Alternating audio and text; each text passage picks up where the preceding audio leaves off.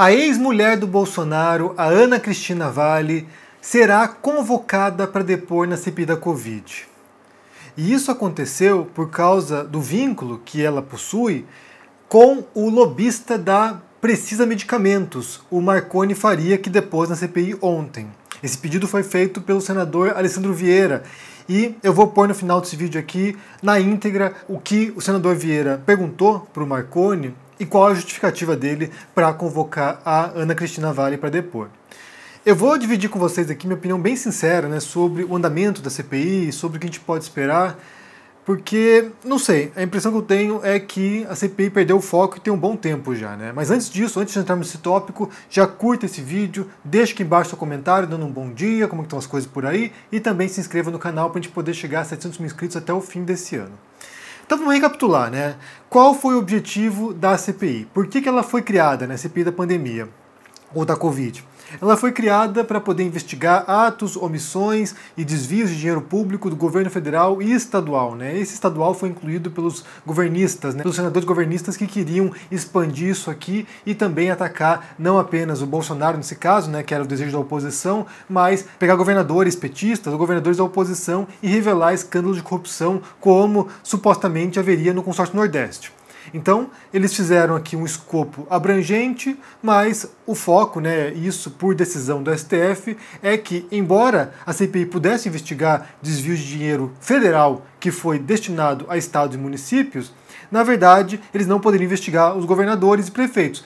Quem deveria fazer isso seria as assembleias legislativas e as câmaras municipais, que têm essa atribuição. Então, no caso, a CPI da Covid só poderia investigar o governo, o executivo e também a verba federal que possa ter ido para estados e municípios. Então, inicialmente, a CPI da Covid ela passa a investigar o tal gabinete paralelo, que seria um grupo de médicos, de profissionais, de, pesquisadores ou de políticos mesmo, que assessorariam de maneira informal o presidente nesse espírito negacionista. E a gente viu isso ao longo de toda a pandemia, né? A gente viu o Bolsonaro dizendo que era uma gripezinha, que quem tivesse o histórico de atleta como ele não ficaria ruim. Ou seja, ele falou um monte de coisa, né, um monte de asneiras, debochou da pandemia, zombou da pandemia, debochou das mortes. Ou seja, foi alguém que, com os seus atos e com suas falas, o tempo todo mandou a mensagem para o brasileiro de que a pandemia não seria nada. E a gente tem agora, né, nesse momento, quase 600 mil mortos no Brasil pela pandemia e ainda tendo,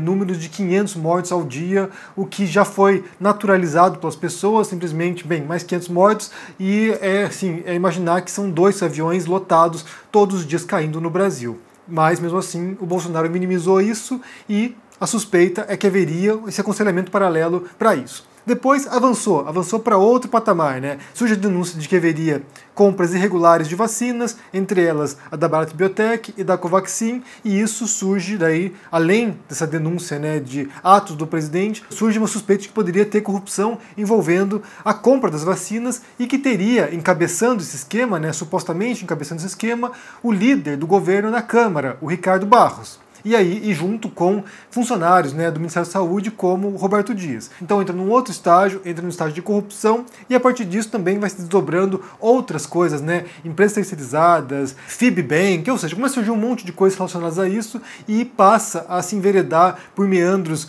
burocráticos e documentais, envolvendo compras suspeitas, e entrou em alguns aspectos que eu nem sequer sei se eu compreendi muito bem a ponto de poder explicar, porque realmente tem ali uns meandros que são bastante complicados, e eles atacam nessa frente. Então, o foco inicial, que era, até onde eu entenda, né, pegar o Bolsonaro, que era mostrar como o Bolsonaro era um genocida e, de fato, contribuiu para as mortes no Brasil, isso foi se tornando secundário e passou a se tornar agora, revelar um esquema de corrupção que talvez ou possivelmente não tenha vínculo direto com o Bolsonaro, não leve diretamente ao presidente. É tudo bem, compreendo que é importante pegar essas pessoas que atuaram em compras irregulares de vacinas, vacinas que não existiam, ou vacinas que até existiam, mas estavam com preço sobrevalorizado.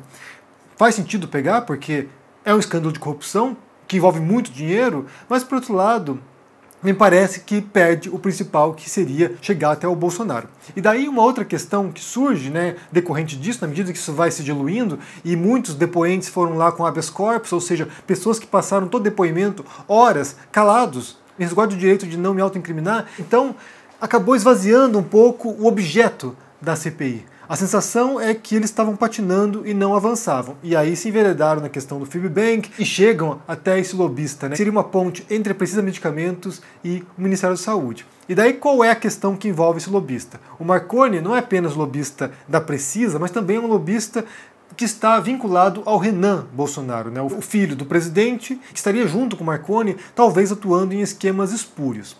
O fato é que, para chegar ao presidente, o ponto frágil dele, o calcanhar de Aquiles dele, é justamente os seus filhos. O Bolsonaro está se desdobrando para proteger o Flávio Bolsonaro, ele está se desdobrando para proteger a cambada de filhos que está agora ou inserido na política ou começando a entrar na política, que é o caso do Renan. O Bolsonaro, ele pensa no governo, ele pensa na máquina estatal como uma extensão de sua família. Então é o patrimonialismo na sua essência, né? No seu estado mais puro. Ele acha que ele pode governar o Brasil como se fosse um dos seus filhos, ou como se estivesse a serviço dos seus filhos. Acho que é mais do que isso. É o Estado brasileiro a serviço dos seus filhos. E há uma preocupação genuína do Bolsonaro, que ele já falou várias vezes aqui, que a gente já ouviu inclusive, que é de ser preso.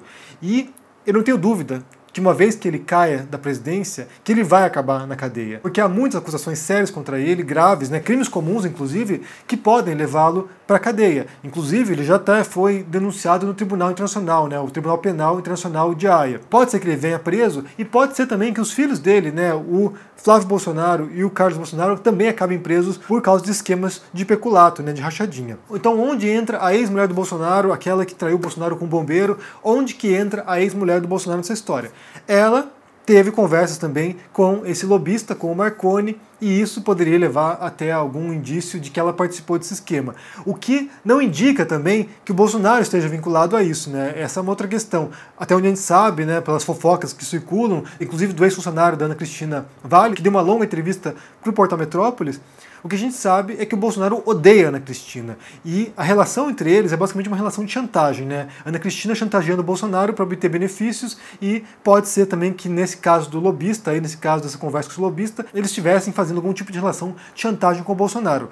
Não que ele seja vítima, é importante ressaltar isso, né? O Bolsonaro não é vítima de nada. Ele também faz parte de uma família criminosa, até onde a gente sabe, né? Pelas denúncias, é uma família de criminosos, de malandros, pessoas que estão, sabe, chupinzando o Estado, que estão atuando em esquemas de corrupção, e é claro que todo mundo tem que acabar em cana. Mas até que ponto eles vão usar agora, vão tentar usar a Ana Cristina para chegar no Bolsonaro, é o que a gente vai ter que esperar para ver. Eu acho que vai ser muito difícil extrair qualquer coisa da Ana Cristina, incluindo a relação dela com o Bolsonaro. Aqui a gente fala de malandros, a gente fala de pessoas que têm anos, décadas, atuando com esquemas de peculato, atuando com milicianos, inclusive, né? A Ana Cristina Vale, depois que deixa o Bolsonaro, ela namora um miliciano. Então são pessoas que estão, sabe, mergulhadas, né, no crime organizado, que sabem muito bem como as coisas operam. Então acho muito difícil que estrague qualquer coisa da Ana Cristina Vale nesse sentido. E, inclusive, ela possivelmente também estará lá com um habeas corpus, o que dará proteção para ela ficar quieta também. Assim como fez o Carlos Wizard, que ficou lá horas sem abrir o bico. Então, o que eu acho, gente, sinceramente, assim, e inclusive tem uma reportagem de ontem, se não me engano, falando sobre isso, do portal UOL, como há um receio de que não dê em lugar nenhum essa CPI. E eu estou com essa impressão agora, né? No começo havia muito gás, eu estava assim achando que podia levar até algum ponto, mas nessa altura eu já estou achando que vai acabar em nada, vai acabar em pizza. Há um receio do Renan Calheiros, né, parece que genuíno também, de que isso vai acabar engavetado ou junto com o Arthur Lira ou junto com o Augusto Aras, né? Ou o presidente da Câmara vai abandonar esse negócio, ou o Procurador-Geral da República. Então há uma grande chance de que toda essa investigação e todo esse espetáculo que foi feito na CPI, né, de tentar trazer as pessoas, de tentar chegar até o Bolsonaro, gabinete paralelo, Covaxin, Precisa, Barack Biotech, tudo isso não dê em nada. E isso até me traz em mente aqui uma frase que eu ouvi ontem. Eu estou assistindo um documentário sobre o 11 de setembro, e daí menciona, né, quando o George Bush resolve atacar o Afeganistão, né, para se vingar do atentado às Torres Gêmeas, para poder caçar o Bin Laden e atacar o Talibã, e ele fala assim, olha, não faz sentido eu jogar uma bomba de $1 milhão lá no Afeganistão e acertar uma tenda de $5. E eu acho que foi isso. A impressão que eu tenho nesse momento é que a CPI foi uma bomba de $1 milhão jogada sobre uma tenda de $5. É claro que eles podem revelar escândalos milionários de corrupção, e isso é importante, como eu falei, mas o mais importante, que seria chegar até o Bolsonaro, pegar o genocida, isso acho que não vão conseguir. Impressão minha nesse momento, né? Pode ser que eu esteja errado, eu espero que esteja errado, mas a impressão minha é que foram meses aqui tentando chegar até o Bolsonaro e eles não conseguiram nada tão substancial assim ao ponto de levar ao impeachment do Bolsonaro, ou a remoção dele, ou a prisão dele por causa disso. Outras coisas vão prender o Bolsonaro, mas, de qualquer maneira, é o que eu penso. Eu quero saber o que vocês pensam sobre essa história de CPI e de convocar a ex-mulher do Bolsonaro, né? O que eles podem extrair da ex-mulher dele, né? Realmente não sei, mas o que vocês acham que podem extrair? E eu vou pôr aqui em seguida, como eu falei, a fala do senador Alessandro Vieira, no qual ele mostra a relação entre o Marconi e a Ana Cristina Valle e por que ele quer que ela vá depor. E me digam o que vocês pensam aqui no comentário, né? Se a CPI vai dar em alguma coisa, se vai acabar em pizza, o que vocês têm? Qual a impressão de vocês nesse momento? Deixa aqui embaixo no comentário, deixa o joinha, se inscreva no canal aqui, se torne um membro ou um apoiador para dar uma força e se cuide por aí. Um abração e até mais. Tchau! Entrando no nosso assunto aqui, senhor Marconi, muito claramente o senhor atua como lobista. Lobista no mau sentido da palavra.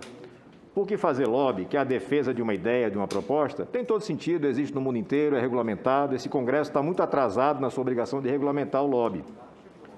Só que a sua atuação é subterrânea.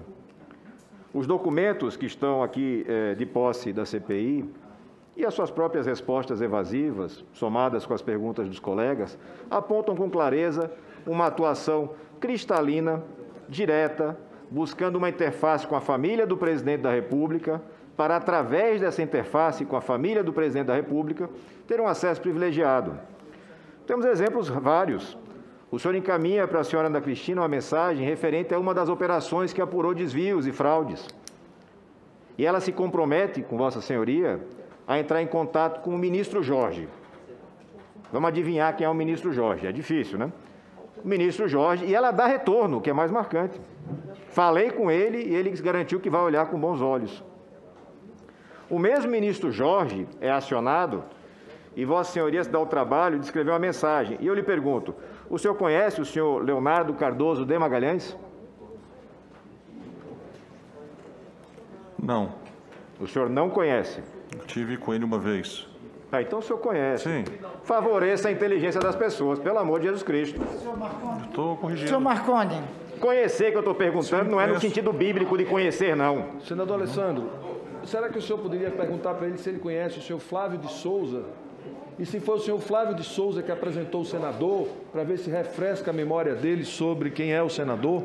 Repetindo aqui, viva voz, o que o pergunta do senador senador Rogério Rogério perguntou. Flávio de Souza. Não.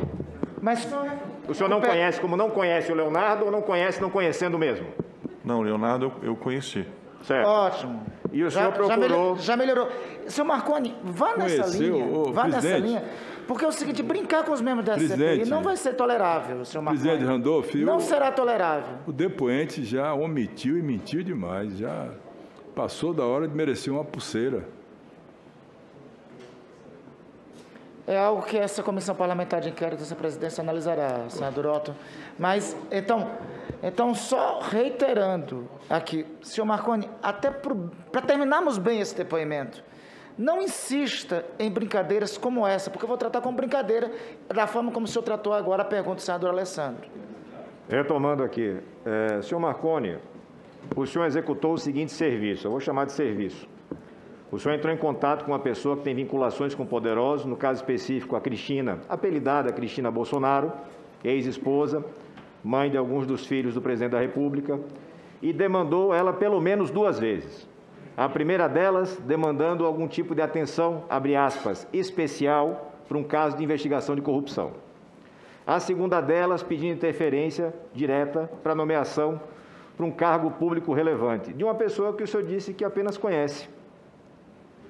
O detalhamento vai ao nível de escolher se o pedido vai por e-mail, vai por mensagem, que é mais pessoal. Ele vai ao detalhe de tentar atacar os adversários na corrida pela nomeação, dizendo que são de esquerda, como se ideologia fosse critério para preenchimento de vaga no serviço público. Não é. Não foi em governos passados, não pode ser. Peço novamente que o senhor esclareça. Essa atuação sua é um exemplo do que o senhor chama de assessoria política? Usarei o silêncio constitucional de ficar calado, senhor senador. Esse direito constitucional, como nós já falamos nos últimos depoimentos, precisa ser qualificado. O senhor não responde, porque ao responder... Não, mas o senhor senador está tratando de uma coisa que está incorrendo em segredo de justiça. Não, eu estou lhe fazendo uma pergunta direta, qual é a natureza do seu trabalho? Exata. Não incriminação.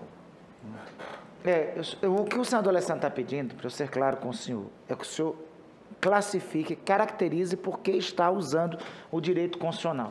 Por que é? É por sigilo profissional? É pela não autoincriminação? Não autoincriminação.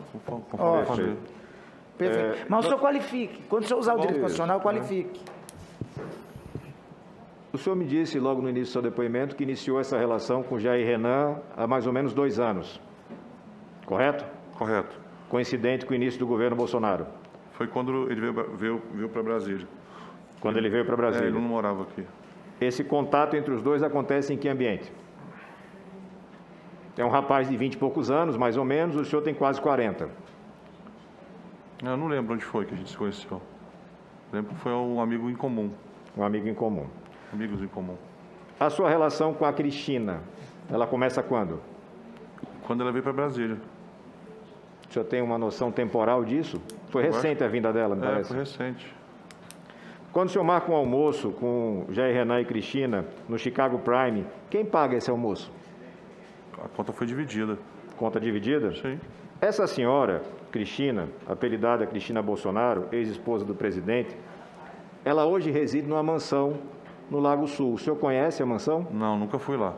Nunca foi lá, mas sabe que ela existe? Eu fiquei sabendo pelo noticiário. Pelo noticiário.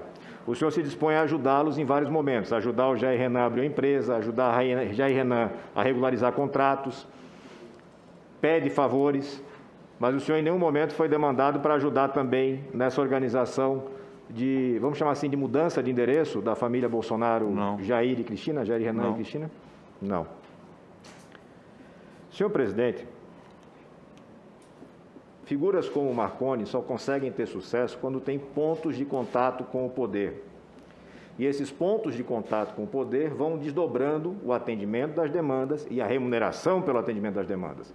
Na investigação que corre em sigilo no Pará, existe já o demonstrativo de transferência de recursos para a empresa de fachada, com apelido, nominada com apelido do cidadão que presta depoimento agora, registrada em nome do seu motorista, e que seria, segundo a investigação, contraprestação por um serviço para indicação, justamente esse serviço que estamos descrevendo, indicação de autoridades, ocupação de espaços públicos para obtenção futura de vantagens em negociatas. Nesse momento, a CPI precisa decidir, e nós temos tempo suficiente para isso, precisa decidir se vai apurar efetivamente os desdobramentos dessa situação ou se vai parar por aí e vai pagar o preço político de parar por aí. Esse preço não vai ser meu. Pende aí de avaliação e de votação o requerimento 1488. É o requerimento de convocação da senhora Cristina, para que ela preste esclarecimentos. É uma senhora que hoje reside em uma mansão acima das suas posses. Ela não tem renda para morar onde mora hoje.